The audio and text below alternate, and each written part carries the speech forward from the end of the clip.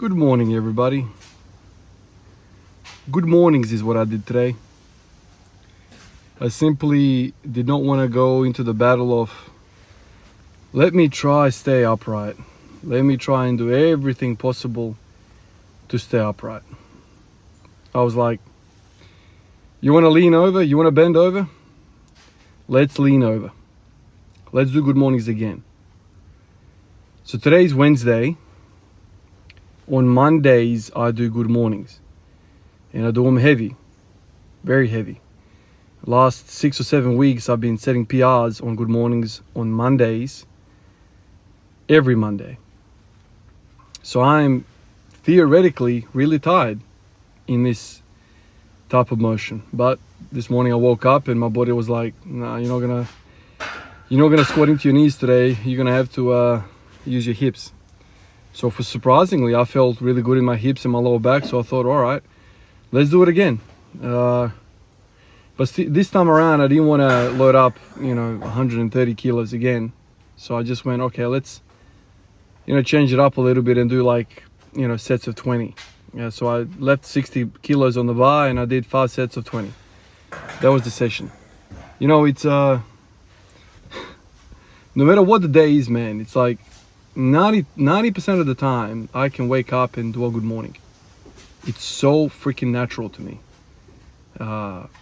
Even on days when I have really sore hamstrings, lower back, my body wants to go into that position a lot easier than go into a vertical type squat. And I've spent such a long time forcing my body to go into a vertical squat on 100% of the days. The first, 300-400 days of this journey, I was like every morning, all right, we have to get vertical. Force it, force it, force it, force it. Maybe that caused the hip pain. Maybe that caused all the trouble. When I do leaning over or hingy type of movements, deadlifts, RDLs, good mornings, I always feel good. Always. That was one of the biggest breakthroughs for me when it came to the hip pain. I realized that doing lots of pulling was really good for me. This is before I understood what I understand now about my legs being more than 55% of my height. I think it's close to like 58%. 58% of my body is legs. Of course, it's not going to want to go into a vertical squat. It wants to lean over. You're a deadlifter by build. This is what your calling has been. Your leverages mean that. So that's why I always feel good in this position. It's like easy for me. It's easy for me because I have a short torso. If you have 58% long legs, the rest of it has to be the torso. Unless your neck is 40 meters long, which then really screws it up, doesn't it?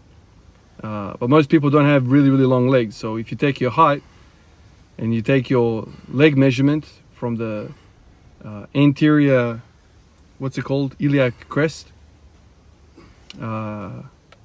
AIC, I think the short term is. Anterior iliac crest, I think that's what the point is called. I looked it up the other day and I measured again. I think I got 58% or something like that. And you go down to the floor. I went down to the floor, but apparently I think the proper thing is, I just didn't have anybody with me at the time. The proper thing is to actually go to the lateral malleolus, which is the lateral ankle bone, or the outside ankle bone. Whatever, there's not 40 meters there anyway. So whatever. The thing is, if you have over 48% of your height in legs, you are considered long-legged. Apparently that's the term. Mine is way over. So, but anyway, this is why, I feel the way I feel. It's just always going to be better in a hinge position. So instead of fighting myself over and over again, fighting physics, fighting the Lord above me, just do what you're meant to do and everything else is going to feel good. If you have to freaking do a good morning squat, that's what you have to do, man. Like, that's it. Seems like I can put a lot of volume into hinging because it's all natural to me. The joints want to fold in such a manner. So let's do it. Whatever, I'll do it in any day I can. I'll try and vary up the loads. So I'll still keep Mondays for a really, really heavy. Maybe I'll have a few days before Mondays to recover. Maybe I'll do this on Friday as well. I'll just play it by ear, but I'll try and every time I'm home, I'll try and probably do an SSB good morning. Obviously not back-to-back days, but that's kind of the plan right now. I'm going to continue doing the accessories where I want to do accessories. I've got ideas of doing the hack squat next time I go to the gym. I want to try that. And yeah, just do what feels natural. I don't know, like last few days I've been doing vertical squats and I feel all achy and wrong already. You know, my hip already feels crappy. 2 days in a row I've done Hindu squats and those Zercher squats and already I feel off.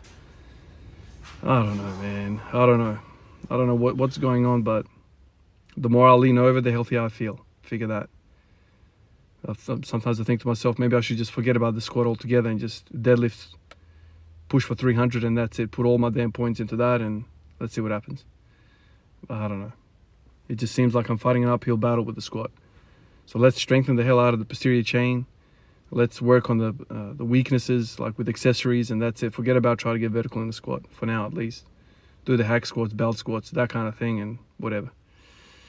Anyway, guys, I'm off to work again. I'll see you guys in the next one. Peace out.